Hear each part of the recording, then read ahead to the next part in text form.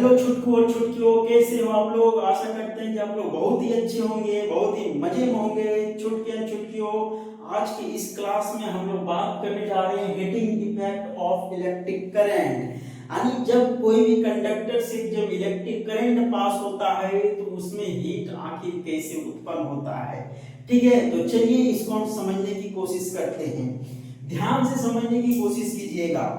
Electric current जब क्या होता है कि कोई भी एक कंडक्टर से यदि इलेक्ट्रिक करंट आई क्या करता है, फ्लो करता है, आई उसमें पास करता है, तो उसमें तीन तरह के इफेक्ट क्रिएट हो सकते हैं। जैसे कि पहला हम बोलते हैं उसको हीटिंग इफेक्ट।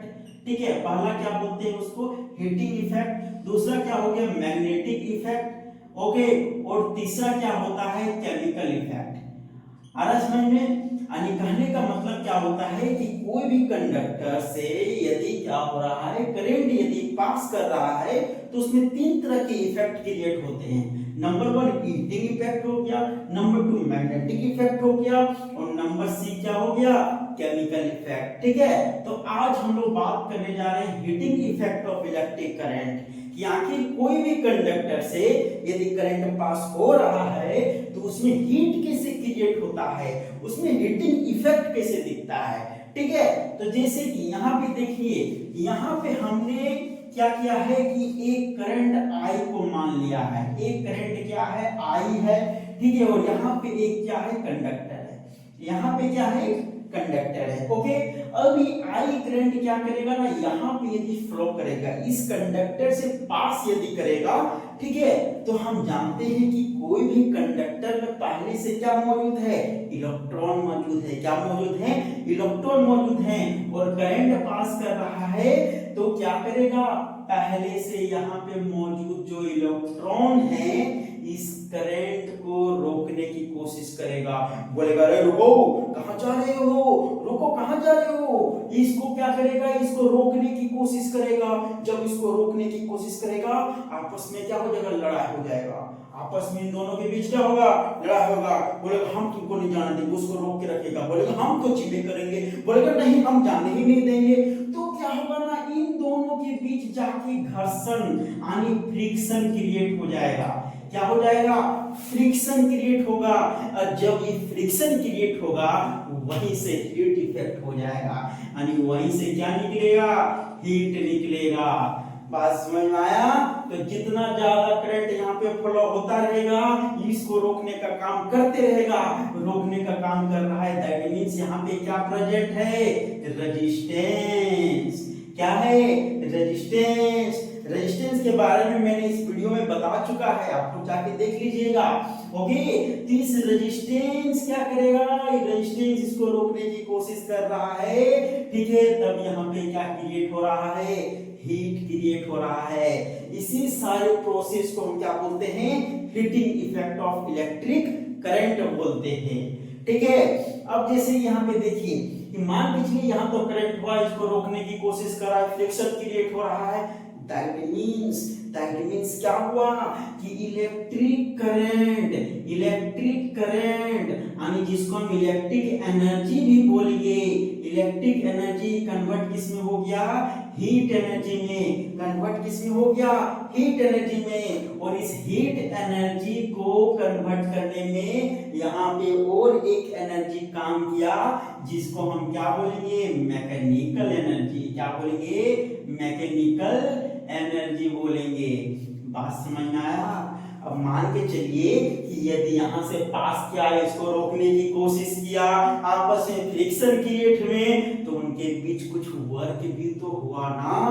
तो यह हम लोग वर्क कहाँ से निकालेंगे, याद कीजिए हम लोग ने इस वीडियो में बताया था पोटेंशियल डिफरेंस में कि वर्क वहां से हम निकाल सकते हैं।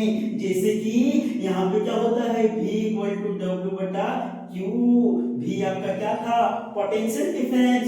W क्या था, वर्क था। Q क्या था, आपका चार्ज था। ठीक है, और जब वर्क यहाँ से अलग करेंगे तो क्या हो जाएगा, V × Q Q हो जाएगा, ये आपका मेन इक्वेशन हो जाएगा। इसको इक्वेशन 1 हम लोग मान लेते हैं, ठीक है। अब देखिए यहाँ पे W का इक्वेशन यहाँ पे दिया गया है। अब यहाँ पे V का वैल्यू और Q का वैल्यू चाहिए, तो Q का वैल्यू हम कहाँ से निकाल सकते हैं? हम जानते हैं, क्या जानते हैं कि I इक्वल टू Q बटा T होता है। I इक्वल टू क्या होता है? Q बटा T होता है। करंट के इस वीडियो में बताया है ना हमने, ठीक है। तो यहाँ से Q निकाल लेंगे, Q इक्वल टू क्या आ जाएगा? I into T। इक्वेशन इसको 2 मान लेते हैं, ओके। अब बच गए यहाँ पे V, तो V कहाँ से निकालेंगे बच्चा? V हम लोग निकालेंगे, इस वीडियो से हमने बताया था ओम्स लॉ में रेजिस्टेंस इक्वल टू क्या होता है? V बटा I होता है। क्या होता है? V बटा I होता है। यहाँ से हम V निकाल लेंगे, V इक्वल टू क्या हो जाएगा? R into I। क्या हो जाएगा? V equal to R into I हो जाएगा। इसको इक्वेशन 3 मान लेते हैं, ठीक है। अब यहाँ पे देखिए, यहाँ पे अब देखिए क्या हो गया? 3 को इक्वेशन आया। एक तो मेन इक्वेशन आ गया, E आ गया मेन इक्वेशन, और दूसरा आया मेरा Q का वैल्यू I इंटू T, और तीसरा इक्वेशन आया V का वैल्यू R इंटू I। अब देखिए जहां V है ना वहां V का वैल्यू पुट करेंगे, और जहां Q है ना वहां Q का वैल्यू पुट करेंगे। तब देखिए यहाँ पे क्या हो गया? W इक्वल टू V का वैल्यू R इंटू I, और Q का वैल्यू I इंटू T। अब देखिए यहाँ पे I क्या हो गया? I square into T। W equal to R into I square into T। इसको थोड़ा हम सुधार के लिए लिख सकते हैं, क्या? W equal to I square into R into T। कोई दिक्कत क्या? नहीं ना। अब यहाँ पे देखिए ना, ये क्या है? वर्क है। वर्क ही आपका क्या है? एनर्जी है। कौन एनर्जी? Heat energy. इसी का यहाँ पे क्या लिखेंगे? H equal to I square into R into T हो गया आपका फॉर्मूला, ठीक है। H equal to I square into R into T। अब यहाँ से आप क्या समझ रहे हो? अब यहाँ से आप समझ रहे हो कि H equal to I square into R into T है। इसका मतलब क्या हुआ? सब क्या है? H का हीट का डायरेक्टली प्रोपोर्शनल है। क्या है? हीट का डायरेक्टली प्रोपोर्शनल है। That means we can say that कि यदि हीट को बढ़ाना है तो करंट को बढ़ाना पड़ेगा, रेजिस्टेंस बढ़ेगा तो हीट भी बढ़ेगा, और जितना ज्यादा करंट फ्लो होगा, जितना टाइम तक करंट फ्लो होगा, उतना ज्यादा हीट क्रिएट होगा। That means we can say that all components which are given here is directly proportional to heat energy. Okay? यानी हम कह सकते हैं, क्या कह सकते हैं कि I को यदि डबल करते हैं तो H क्या हो जाएगा? चरगुना हो जाएगा। यदि E घटेगा तो E घटेगा। बात समझ में आ रहा है ना? E यदि हाफ करेंगे तो E 1/4 हो जाएगा, ठीक है। बाकी इसी तरह ये सब भी, E घटेगा तो E भी घटेगा, E घटेगा तो E भी घटेगा। क्यों? क्योंकि सारे क्या है? डायरेक्टली प्रोपोर्शनल है। सारे क्या है? हीट के डायरेक्टली प्रोपोर्शनल है। तो बात समझ में आया? Heating effect of electric current किसे कहते हैं, ओके। अब देखिए यह जो हीट जो होता है ना, अब देखिए आप लोग गौर किए होंगे कि कुछ ऐसे अप्लायंस जो होते हैं उसमें बहुत ज्यादा हीट क्रिएट होता है, लेकिन जैसे फैन हो गया, इस सब में क्या होता है कि ज्यादा हीट क्रिएट होबे नहीं करता है। आखिर क्यों? क्योंकि हीट को भी क्रिएट करने के लिए वैसे इलेक्ट्रिक अप्लायंस का यूज किए जाते हैं जिसको हम क्या बोल सकते हैं? नाइक्रोम बोल सकते हैं। क्या बोल सकते हैं? नाइक्रोम बोल सकते हैं, ठीक है ना। यह नाइक्रोम का यूज जो होता है कहाँ होता है? आप लोग जो खाना बनाते हो उस हीटर में यूज होता है, ठीक है ना। तो नाइक्रोम क्या है? एक तरह का एलॉय है। क्या है? एक तरह का एलॉय है, ठीक है ना। इस एलॉय का यूज करके क्या आप खाना बनाने के हीटर में यूज करते हो, जिसमें क्या होता है?